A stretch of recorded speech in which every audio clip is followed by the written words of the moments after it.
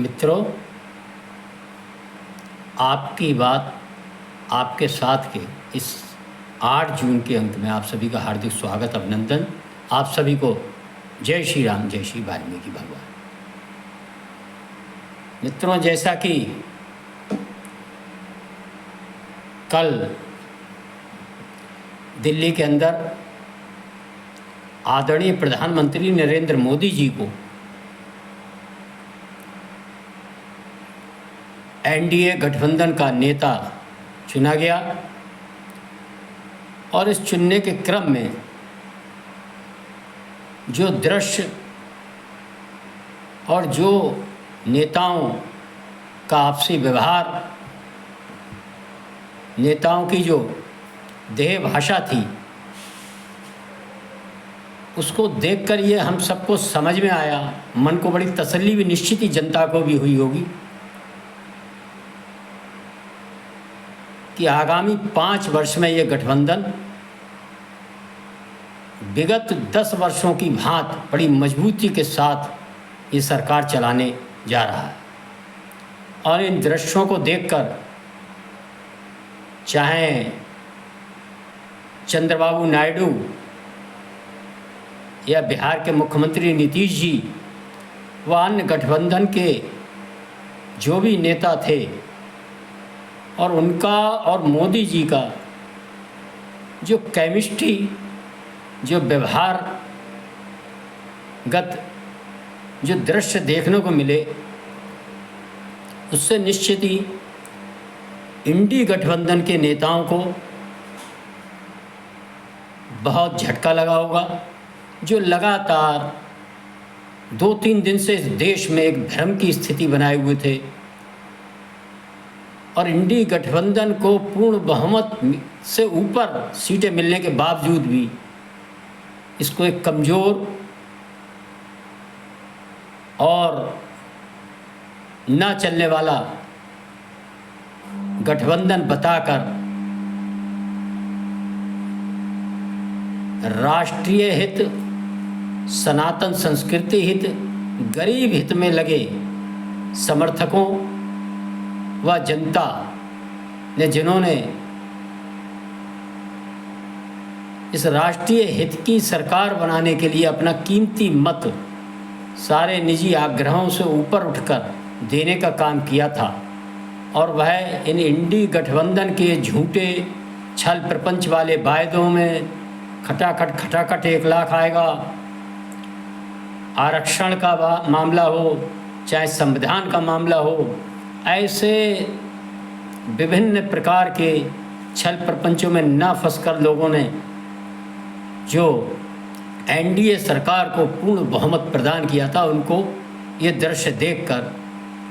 जो 2 दिन से कुछ भ्रम की स्थिति बनाई थी, उनके हृदय को बहुत ही खुशी का अनुभव हुआ होगा। मित्रों, मैं लगातार आपसे कहता आ रहा हूँ कि इस देश में पत्रकारों का, सोशल मीडिया पर व विभिन्न राजनीतिक दलों का एक बहुत बड़ा समूह, और इसमें विदेशी शक्तियाँ भी इनके पीछे खड़े होकर, चाहे वो चाइनीज़ हों, चाहे वो पश्चिमी राष्ट्रों का समूह हो, सोरोस जैसे कुछ अन्य लोग हों, जो विभिन्न एनजीओ के माध्यम से, सोशल मीडिया के अपने पत्रकारों के माध्यम से बहुत बड़ी फंडिंग करके लगातार आप सब देख रहे हैं विगत 10 वर्षों में कभी किसान आंदोलन, कभी जाट नाराज, कभी छत्री नाराज, उनका एक प्रयास रहता है किसी भी प्रकार से भारतवर्ष में ऐसी सरकार आए जो लूली लंगड़ी सिसकती घिसटती सरकार हो, जिसके सहारे वो अपना निजी हित पूरा कर सके विदेशी शक्तियाँ। और जो भारतवर्ष में 2 प्रकार की शक्तियाँ, एक शक्ति वो है जो गरीब के खाते में 1 रुपये दिल्ली से चलता है, पूरा खाते 1 रुपये पहुँचाने का काम करती है, और एक दूसरी शक्तियाँ जो बहुत लंबे समय से इस देश में जिन्होंने राज्य किया है कि गरीब के खाते में चलने वाला दिल्ली से 1 रुपया 85 पैसा इन्हीं निजी स्वार्थ वाले राजनेताओं के खाते में जाता था, और बाकी वहाँ 10 या 15 पैसा ही गरीब के खाते में पहुँचता था। अगर आप देखेंगे तो चाहे गठबंधनों की जो राजनीति के दौर, उसमें 2 ही तरह के लोग आपको नज़र आएंगे। विगत 10 वर्षों में हमारे आदरणीय प्रधानमंत्री मोदी जी भारतीय जनता पार्टी इंडी गठबंधन एनडीए, क्षमा करें, एनडीए गठबंधन की सरकार ने लगातार गरीब के खाते में दिल्ली से जो पैसा भेजा वो पूरे का पूरा पहुंचा। मित्रों, लेकिन जो खान गैंग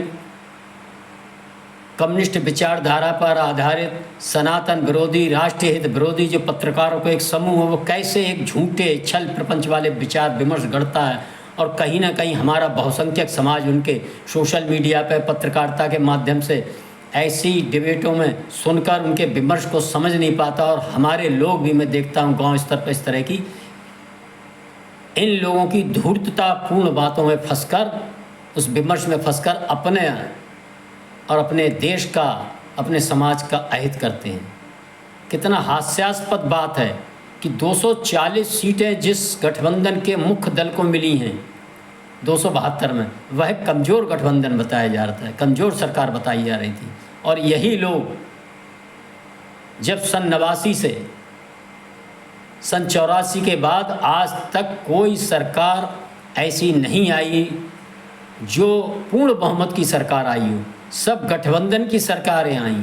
और ऐसे ऐसे गठबंधन में इन्होंने सरकारें चलाई थी कि 141 सीटें पूर्व प्रधानमंत्री मनमोहन सिंह कांग्रेस के नेतृत्व में, तो वह गठबंधन बहुत मजबूत दिखाया जाता था।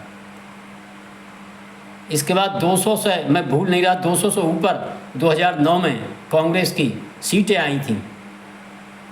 तो वो बहुत मजबूत गठबंधन और बहुत बड़ा जनमत बताया जाता था यही पत्रकार। और यही गठबंधन की सरकार जब आदरणीय हमारे भारत रत्न पूर्व प्रधानमंत्री पूज्य अटल बिहारी वाजपेयी जी के नेतृत्व में जब गठबंधन की सरकारें चली, तो उनको 180-81 सीटें, 186 सीटें जब मिलती थीं, इसके बाद गठबंधन की सरकार उन्होंने कुशलता से चलाई थी। तो उस गठबंधन की सरकार को उनके मिले जनमत को ये बताया जाता है कि आपको तो जनमत मिले ही नहीं है। उनको बताया जाता था कि आपके खिलाफ इतने वोट पड़े हैं, आप पे बहुत कम है। कहीं पर प्रतिशत का दिखाया जाता था, कभी कहा जाता आप तो उत्तरी भारत की पार्टी हैं, आपका पूर्ण अखिल भारतीय स्तर पर कोई प्रभाव नहीं है, आप बहुत छोटे क्षेत्र का प्रतिनिधित्व करते हैं। मित्रों, लेकिन आज देखें आप, वो विमर्श सब हटा के कैसे उल्टे विमर्श हमारे दिमाग में रचे जाते थे और हम जाने अनजाने अपने अंदर हीन भावना से ग्रसित हो जाते हैं। मित्रों, आज हम देख रहे हैं कि जो हम पर आरोप लगाते थे कि आप छोटे क्षेत्र की आपकी राजनीतिक दल है और आप केवल उत्तर भारतीय दल हैं, लेकिन इस चुनाव में हम सब ने देखा है कैसे भारतवर्ष के अंदर एक एक चप्पे चप्पे पर, एक एक प्रदेश में भारतीय जनता पार्टी ने अपने कदम, अपनी राष्ट्रवादी सोच, सनातन संस्कृति के उत्थान की सोच, गरीब, महिला, दलित, युवा, किसान हित की सोच को लेकर आगे बढ़ने का काम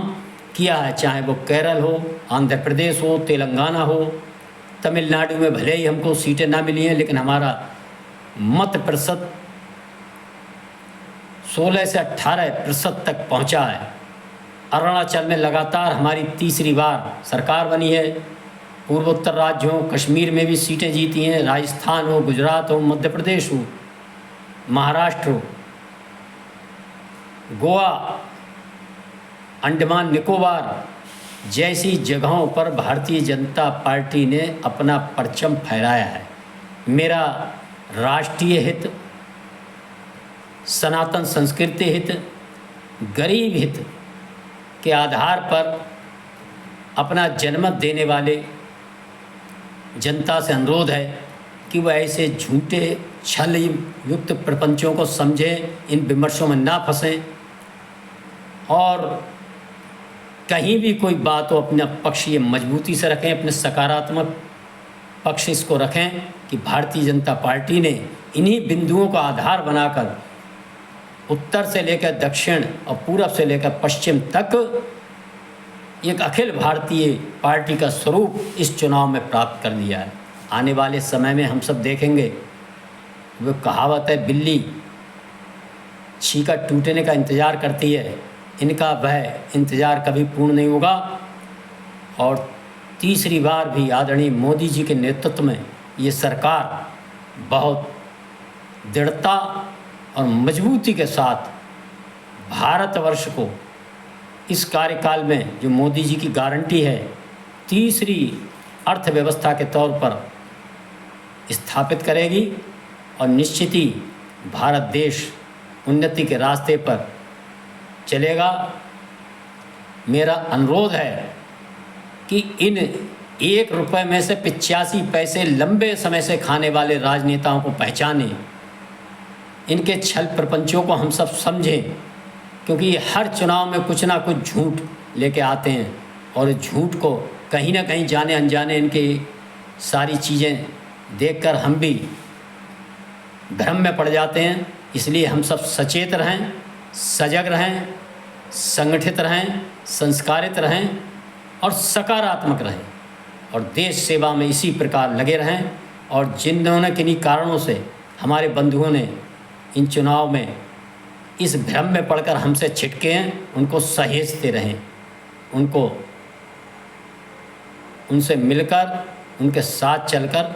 भारत माता को परम वैभव पर उनके सहयोग से पहुंचाने का काम करेंगे। इसी आशा विश्वास के साथ मैं सदा की बात, मेरा एक निवेदन है, ये चैनल आपका अपना चैनल है, इसकी पहुंच को ज़्यादा से ज़्यादा बढ़ाएं। इसमें प्रसारित वीडियो आपको अच्छे लगते हैं तो आपकी बात आपके साथ राकेश मोहन त्यागी बोलकर अपने फ़ोन में सब्सक्राइब करें, लाइक करें, शेयर करें और ज़्यादा से ज़्यादा कमेंट्स भी देकर हम सबका उत्साहवर्धन करेंगे। आप सबने सुना, इसके लिए एक बार पुनः धन्यवाद। भारत माता की जय। जय श्री राम, जय श्री वाल्मीकि भगवान। आपकी बात आपके साथ में आपका राकेश मोहन त्यागी।